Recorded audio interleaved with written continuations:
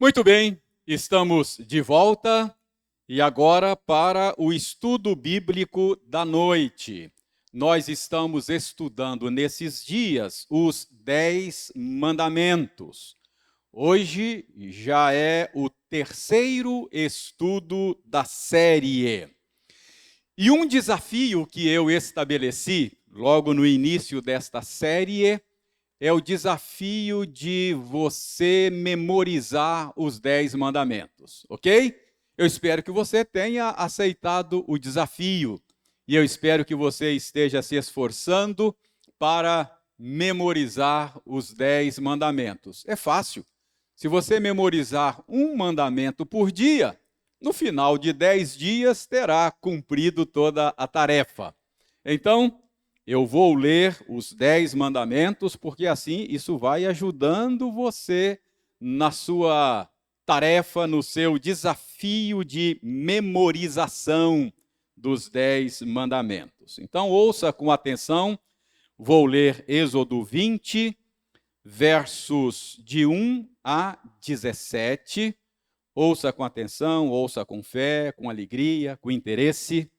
É a leitura da palavra de Deus. Muito bem, diz o seguinte: Então falou Deus todas estas palavras: Eu sou o Senhor teu Deus, que te tirei da terra do Egito, da casa da servidão. Não terás outros deuses diante de mim.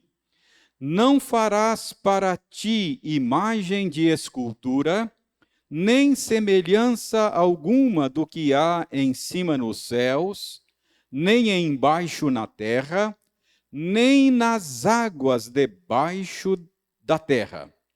Não as adorarás, nem lhes darás culto, porque eu sou o Senhor teu Deus, Deus zeloso, que visito a iniquidade dos pais nos filhos, até a terceira e quarta geração daqueles que me aborrecem.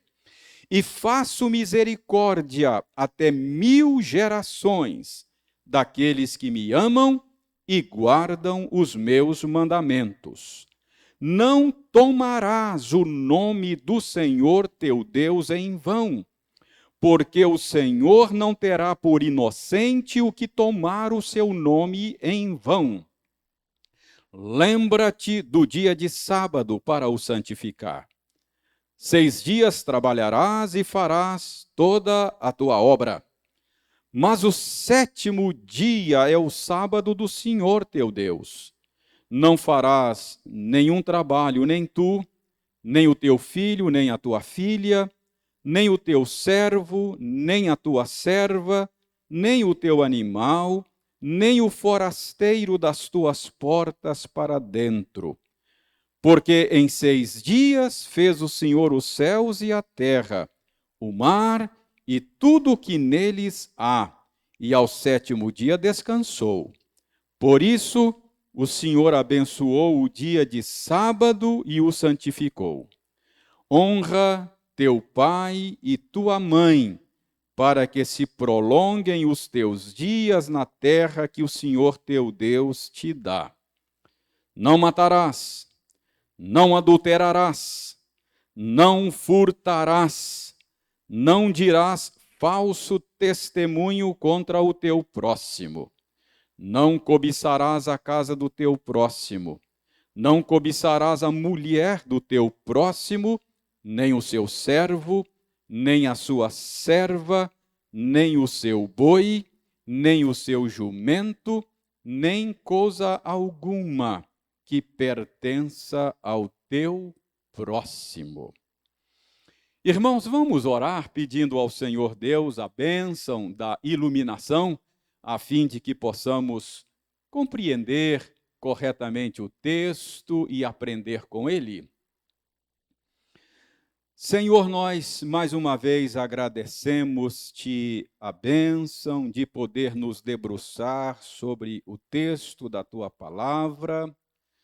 Nós cremos que a tua lei é mais preciosa do que muito ouro depurado, é mais doce do que o mel ao nosso paladar, e cremos que grande recompensa há para aqueles que a obedecem. Senhor, nós não podemos obedecer a tua lei por nós mesmos. Por isso nós te pedimos que o teu Espírito Santo trabalhe em nós, dando-nos correta compreensão da tua lei e dando-nos, ó Senhor Deus, a capacidade de nos submetermos a ela, para a glória do Senhor e para o nosso bem.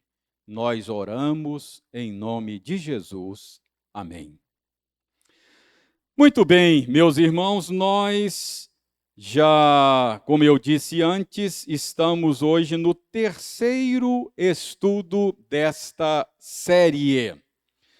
No primeiro estudo, nós fizemos um estudo introdutório, vimos lá o prefácio dos 10 mandamentos e aprendemos algumas coisas com ele.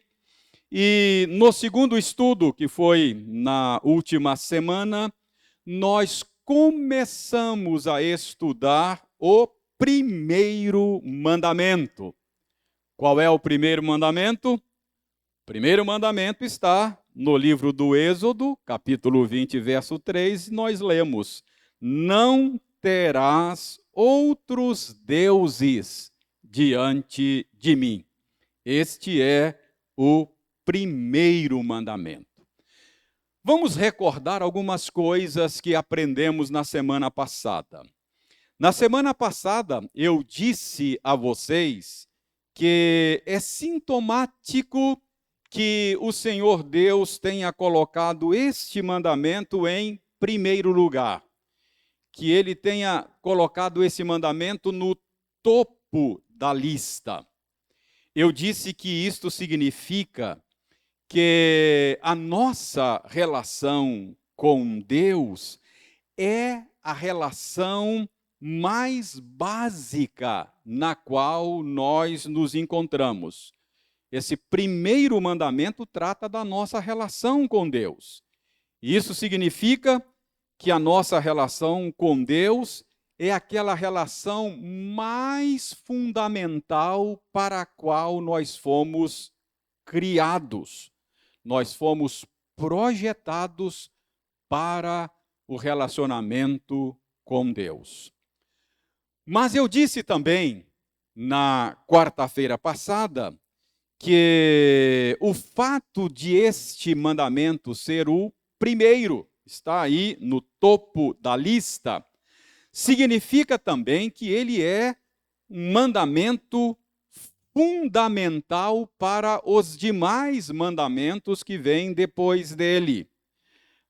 Isso significa que se o nosso relacionamento com Deus estiver desajustado, todos os demais relacionamentos da nossa vida ficarão também desajustados. Eu ilustrei isso dizendo que é como abotoar os botões de uma camisa. Se o primeiro botão não for abotoado corretamente, isso vai comprometer o abotoamento de todos os demais botões. Se o primeiro botão não for abotoado corretamente, os outros também não serão. Certamente você tem essa experiência de começar a abotoar a camisa e depois chega lá no final, está faltando casa e sobrando botão ou vice-versa. Por quê? Porque o primeiro botão não foi abotoado corretamente. Então, enfim, a posição desse primeiro mandamento ensinou para nós, na quarta-feira passada, que Deus é o eixo em torno do qual a nossa vida tem que girar. Eu disse na quarta-feira passada que se Deus não for o eixo em torno do qual a sua vida gira, a sua vida estará girando em órbita errada, porque foi para isso que você foi projetado. Depois nós vimos ainda na semana passada que esse mandamento, não terás outros deuses diante de mim, significa também que o relacionamento com Deus é caracterizado pela exclusividade. Nós aprendemos com esse mandamento que Deus não admite rivais. Aliás, eu mostrei com muitos textos na semana passada que o tom que a Escritura dá ao nosso relacionamento com Deus é o seguinte tom: se o Senhor é Deus, servi-o. Se Baal é Deus, servi-o. Como disse Josué, escolhei hoje a quem sirvais. Se o Senhor é Deus, servi-o. Se Baal é Deus, servi-o. Se Moloque é Deus, servi-o. Esse é o tom que a Bíblia dá. Isso significa que o relacionamento com Deus é do tipo ou ele ou eu. Ou Deus, ou Yahvé, ou Jeová, ou Baal. Nunca é do tipo ele e eu. Deus e Baal, Deus e Moloque. Não terás outros deuses diante de mim. Então, estas são coisas que nós aprendemos na quarta-feira passada e eu estou aqui recapitulando, trazendo à sua memória aquilo que vimos na semana passada. Mas nós vamos continuar olhando para esse primeiro mandamento. E hoje eu quero mostrar a vocês que o primeiro mandamento, esse primeiro mandamento, ele é também uma denúncia à nossa desordem de amores, à desordem dos nossos afetos. Então, é isso que eu quero mostrar a você hoje. Esse primeiro mandamento, não terás outros deuses diante de mim, é uma denúncia aos nossos amores desordenados, aos nossos afetos desordenados. Então, deixe-me explicar isso para você. A pergunta 102 do Catecismo Maior de Westminster diz que a essência dos 4 primeiros mandamentos, portanto, inclui esse mandamento, a essência é amar o Senhor nosso Deus de todo o nosso coração, de toda a nossa alma, de todas as nossas forças e de todo o nosso entendimento.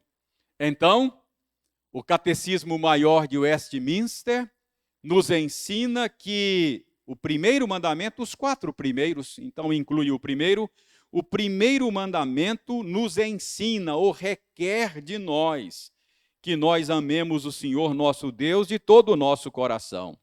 Requer de nós que nós amemos o Senhor nosso Deus de toda a nossa alma. Requer de nós que nós amemos o Senhor nosso Deus de todas as nossas forças, de todo o nosso entendimento. Então, o catecismo faz essa afirmação com base no que Moisés diz lá em Deuteronômio capítulo 6, não é? Capítulo 6, Moisés diz lá: ouve, ó Israel, capítulo 6, versos 4 e 5. Ouve, ó Israel, o Senhor nosso Deus é o único Senhor. Amarás, pois, o Senhor teu Deus com todo o teu coração, com toda a tua alma e com toda a tua força. Então, qual é a essência do primeiro mandamento? A essência do primeiro mandamento é amar a Deus sobre todas as coisas. É por isso que eu disse ainda há pouco que o primeiro mandamento significa que, na ordem dos nossos amores, na ordem dos nossos afetos, o amor a Deus tem que estar no topo. O amor a Deus tem que estar acima de todos os outros amores. O amor a Deus tem que estar acima de todas as coisas.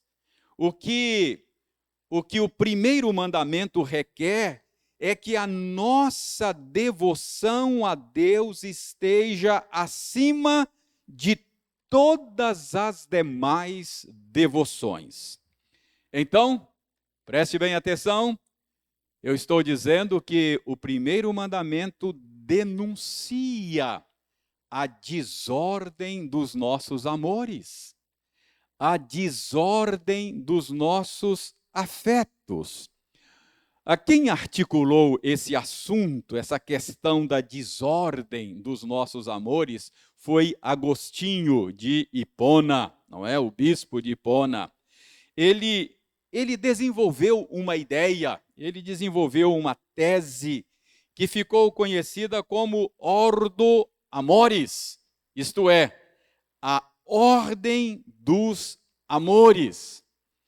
Mais tarde, mais recentemente, C.S. Lewis tomou essa ideia emprestada e adaptou também esta ideia no seu ensino. Mas foi Agostinho quem articulou isso lá bem no início, lá nos primeiros séculos. E qual era o ponto de Agostinho? O ponto de Agostinho é que o homem, conforme criado por Deus, ele tinha todos os seus afetos em ordem. O homem, antes da queda, antes do pecado, ele tinha todos os seus afetos, todos os seus amores bem ordenados. O que é isso? Todos os seus amores estavam devidamente orientados para cada objeto, para cada ser, de acordo com o grau de valor, de acordo com o grau de importância daquele objeto amado, daquele ser amado. Então, é isso que Agostinho chamava de amores bem ordenados. Cada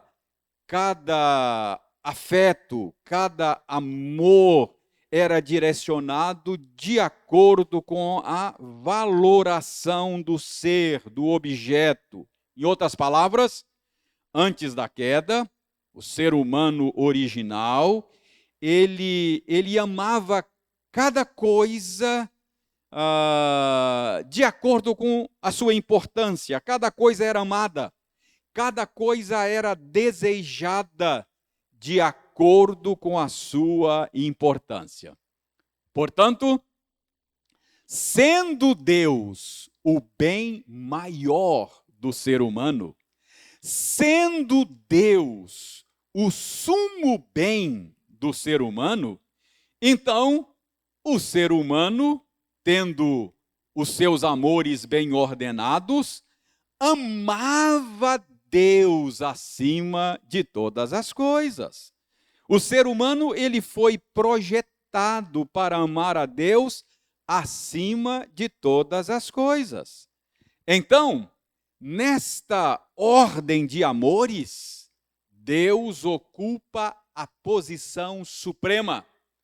Deus ocupa a posição máxima como objeto dos afetos dos seres humanos, como objeto dos amores das criaturas racionais.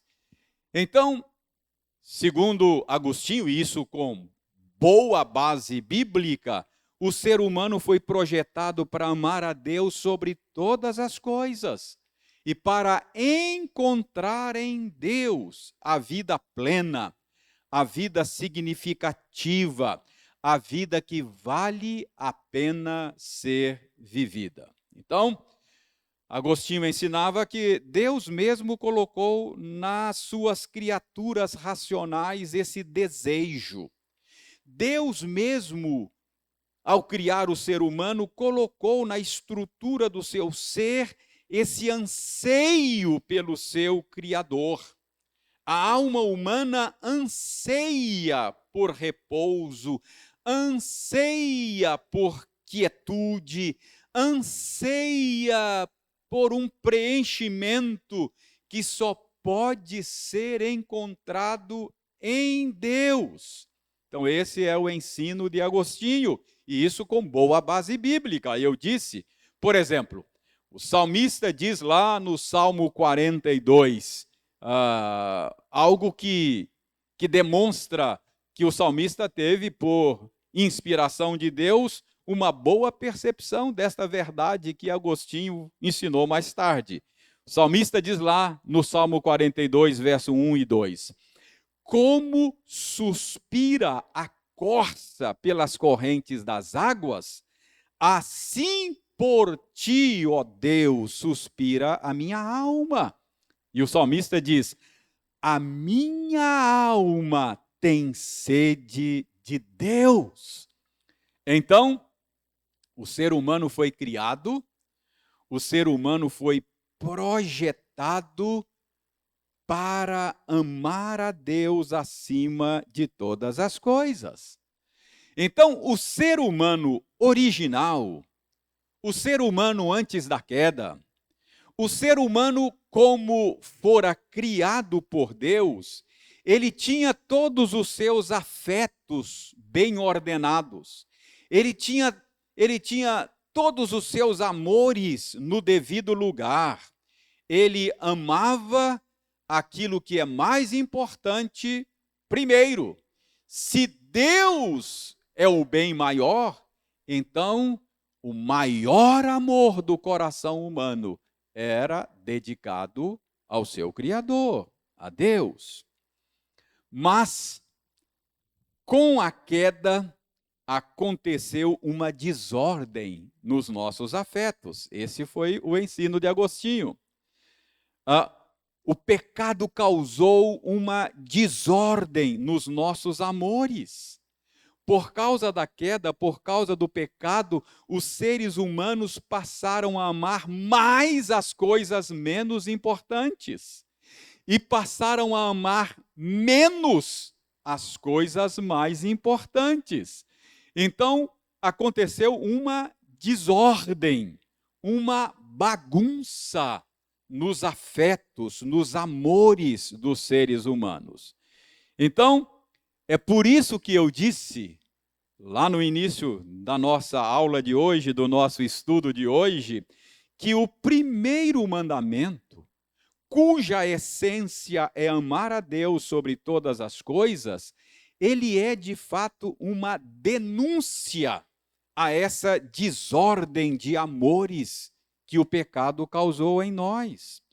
Nós amamos pessoas criadas por Deus mais do que amamos o Deus que as criou. O pecado fez isso conosco. Nós amamos as coisas criadas por Deus mais do que amamos o Deus que criou estas coisas. Nós amamos mais a nós mesmos do que nós amamos a Deus. Então, se a essência do primeiro mandamento é amar a Deus acima de todas as coisas, esse mandamento expõe a nossa necessidade de ter uma reordenação dos nossos afetos. Nós precisamos que os nossos afetos sejam reordenados, a fim de que nós possamos amar as coisas mais importantes mais do que as coisas menos importantes. E se Deus é a pessoa suprema, o bem maior, o amor nosso maior deve ser direcionado para Ele, amar a Deus sobre todas as coisas. Esta é a exigência, esta é a essência do primeiro mandamento. Por isso, quando nós somos confrontados com esse primeiro mandamento, essa desordem dos nossos afetos, essa desordem dos nossos amores é denunciada, ela é exposta, ela vem à tona. Irmãos, se essa desordem foi causada pelo pecado, e é isso que a Bíblia ensina, esse primeiro mandamento mostra que nós precisamos de alguém que nos salve dos nossos pecados. Em outras palavras, esse primeiro mandamento, ao expor essa desordem dos nossos afetos, ele expõe também a nossa necessidade de Jesus Cristo, a nossa necessidade de sermos redimidos. E Jesus Cristo veio exatamente a este mundo, morreu na cruz, ressuscitou, para que nós fôssemos salvos, redimidos dos nossos pecados, e para que, como consequência disto, os nossos afetos fossem reorientados, para que os nossos amores fossem reordenados. Jesus Cristo veio para que nós fôssemos resgatados dessa nossa confusão de amores. Jesus Cristo veio para que nós pudéssemos aprender a amar mais as coisas mais importantes, para que nós pudéssemos aprender a amar a Deus sobre todas as coisas. Irmãos, deixe-me dizer uma coisa a vocês. Quanto mais nós aprendemos a amar a Deus sobre todas as coisas, mais nós vamos aprender a amar as pessoas que Deus coloca na nossa vida, e mais e melhor nós vamos aprender a amar melhor as coisas que Deus criou e nos oferece para o nosso deleite. Preste bem atenção. Quando eu aprendo a amar a Deus sobre todas as coisas, a tendência é que os meus afetos, os meus amores sejam reordenados. Lembra do primeiro botão da camisa? Se eu abotoar o primeiro botão corretamente, os demais botões serão também abotoados corretamente. Quando Deus é amado sobre todas as coisas, a tendência é que nós aprendamos a amar corretamente as demais pessoas e as demais coisas. Eu quero terminar aqui lendo para você uma citação aqui de C.S. Lewis, aquele escritor que eu disse que tomou emprestado essas ideias de Agostinho e também tratou delas. C.S. Lewis escreveu o seguinte: quando eu aprender a amar a Deus mais do que eu amo os meus entes queridos, eu amarei meus entes queridos mais do que eu os amo agora. Mas, se eu aprender a amar meus entes queridos em detrimento de Deus, ou em vez dele, me aproximarei do ponto em que não terei amor nenhum pelos meus entes queridos. E C.S. Lewis diz: quando colocamos o mais importante em primeiro lugar, aquilo que vem em segundo não é reprimido, mas é aumentado. Quando o primeiro botão é abotoado corretamente, os outros serão também abotoados corretamente. Não terás outros deuses diante de mim, significa que nós somos chamados por esse mandamento a amar a Deus acima de todas as coisas. Quando eu amo a Deus acima de todas as coisas, eu amo corretamente as pessoas que Deus colocou na minha vida e eu amo corretamente as coisas que Deus criou para o meu deleite. Meu irmão e minha irmã, quem é o maior tesouro da sua alma? Quem é o amado da sua alma? Quem é o seu maior bem? Jesus é o tesouro da sua alma? Jesus é o seu maior bem? Jesus é o eixo em torno do qual a sua vida está girando? Olha, se Jesus de fato for o seu maior tesouro, isso vai melhorar os seus relacionamentos interpessoais. Isso vai ajudar você a amar melhor os seus entes queridos. Se Jesus for o seu maior bem, o seu maior tesouro, você estará em melhores condições de amar os seus entes queridos. Isso vai lhe deixar também em melhores condições de desfrutar das coisas que Deus criou para o seu deleite, porque você vai dar a elas o valor que elas têm. Você vai amá-las com o amor adequado, sem fazer delas um ídolo em torno do qual a sua vida gira. Entendeu? Quando abotoamos o primeiro botão corretamente, a tendência é que os demais botões sejam abotoados também corretamente.